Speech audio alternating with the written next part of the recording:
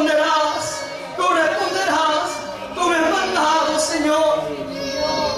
Porque cuando Dios nos manda, a veces también hay duda, también viene la flaqueza. Pero hermano, Elías estaba ahí, sabía lo que tenía que hacer, sabía lo que tenía que hacer. Nosotros sabemos lo que tenemos que hacer en esta noche. Sabemos que tenemos que restaurar nuestro altar. Tenemos que ir tomando cada piedra, piedra de santidad, hermano, piedra de pureza. Se nos ha enseñado año tras año, culto tras culto. El otro día mi hermana me mostraba el libro del escribano y me decía, ya no están quedando hojas. Y yo decía, gloria al Señor, aleluya, decía yo, que llevamos tantos cultos alabando a Dios y todavía estamos en la casa del Señor. Pero también me hace pensar, hermano, que llevamos la enseñanza de la palabra en nuestra vida año tras año, culto tras culto, campaña tras campaña. Y nosotros sabemos que a veces hemos descuidado nuestro altar. Sabemos que a veces nuestro altar se ha querido derrumbar. Pero hoy es día en que nuestro altar sea edificado. Hoy es día en que nuestro altar, hermano, sea preparado santo y puro para Dios, para que Dios reciba la alabanza. Mira, hermanos, y entonces él empezó a armar el altar, porque estaba arruinado, estaba destruido, hermano, estaba por el suelo. Nadie le había dado importancia en todos esos años, porque podemos ver la escasez, podemos ver el daño que hay afuera, pero nos cuesta tomar la decisión de armar nuestro altar. Pero ahí está la solución, hermano. La solución para el mundo afuera no está en la política de gobierno, no está en que vayan haciendo leyes para esto y para lo otro. La solución está en que la iglesia de Dios retorne al poder del Espíritu Santo, retorne al poder del fuego de Dios. La solución está en que se vuelvan a levantar esas ancianitas que se levantaban danzando y decían, esto dice el Señor. Y el Señor hablaba y se cumplía. Hoy hay mucho fuego falso en las iglesias. Se para adelante la persona y dice, el Señor le dice que hay alguien con dolor de cabeza. Y entre una congregación de 80 personas, ¿cómo no va a haber alguien que tenga un dolor de cabeza, hermano? La palabra de Dios es clara. Dios no es Dios de confusión. Dios dice y Él hace. Si yo estoy en una falta y Dios me quiere hablar, Dios va a levantar a alguien y me va a decir, tú, dice el Señor, que estás en esto, esto y esto. Y cuando Dios habla, porque yo lo he visto, hermano, los corazones se quebrantan, las rodillas tiemblan y muchas veces se caen de rodillas delante de la presencia de Dios, porque ante la presencia de Dios tiembla la tierra. Es hora de que el pueblo de Dios empiece a creer nuevamente en la obra poderosa del Espíritu Santo, porque el Espíritu da vida. La palabra y el Espíritu tienen que guiarnos. El aceite del que habla la parábola de las 10 vírgenes es el Espíritu Santo. Sabemos que es el Espíritu Santo. Y da luz dentro de la lámpara. Ahí da luz el aceite. Por eso, hermano, hemos sido educados en la palabra. No que no hayamos de aprender nada más. Seguiremos aprendiendo. Yo sé que mi Dios me va a seguir enseñando hasta el último respiro de mis vidas. Cuando esté en el lecho de mi cama, de mi muerte, si Dios no viene hasta ahí, Dios me estará enseñando. Porque el cristiano nunca termina de aprender. Nunca terminaremos de entender la grandeza de Dios. Y mientras más me acerco a Dios, más indigno me veo, más pequeño, más miserable, y más grande veo su gracia y su amor, su misericordia.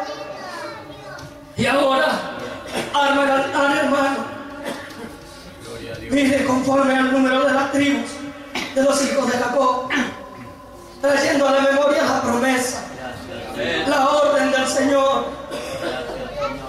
Dios le ha dado a la iglesia una misión. La promesa que Dios dio cuando esta iglesia se cumplió, se formó, es la misma que sigue hoy, es la misma que seguirá mañana, es la misma que seguirá hasta que el Señor venga, porque el Señor llama con un propósito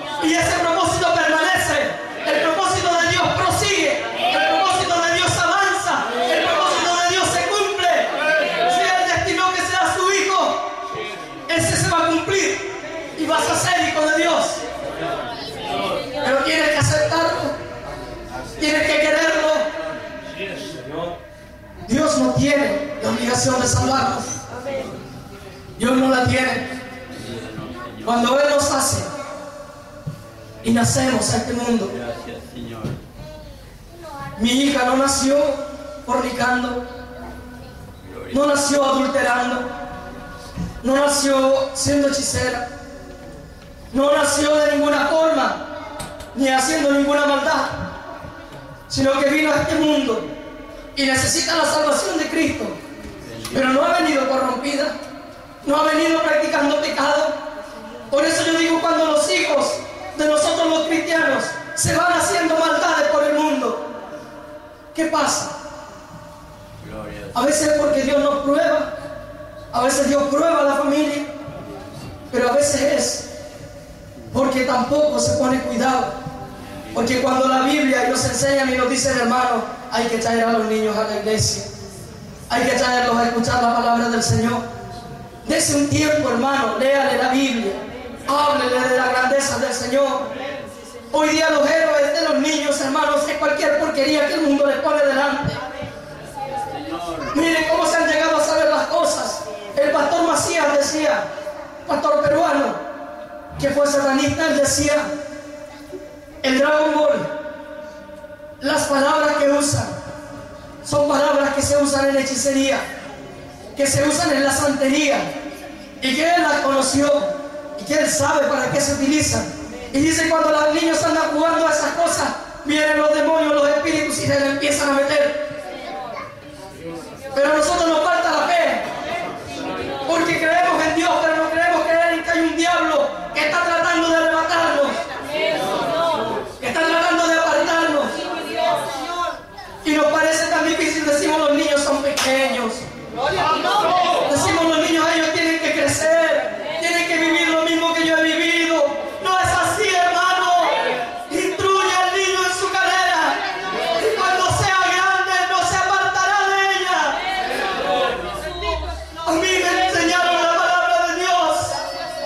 Yo crecí leyendo un librito con imágenes donde leía la historia de David, cómo derrotó a Goliat, cómo Sansón arrancó las puertas de la ciudad y se las llevó. Eran mis héroes. Yo me maravillaba leyendo esas cosas, y la palabra de Dios nunca me dejó tranquilo, nunca me dejó tranquilo, porque la palabra te inquieta a cada momento. La palabra que tú enseñas el día de hoy, mañana está inquietando en tu hijo, está haciendo una obra, y esa palabra que tú le enseñas puede salvarle del infierno. Esto no es un chiste, hermano. Hombre, hermano, que tiene tus familiares fuera de la casa de Dios, esto es de vida o de muerte, esto es de cielo o infierno, no hay otro lugar.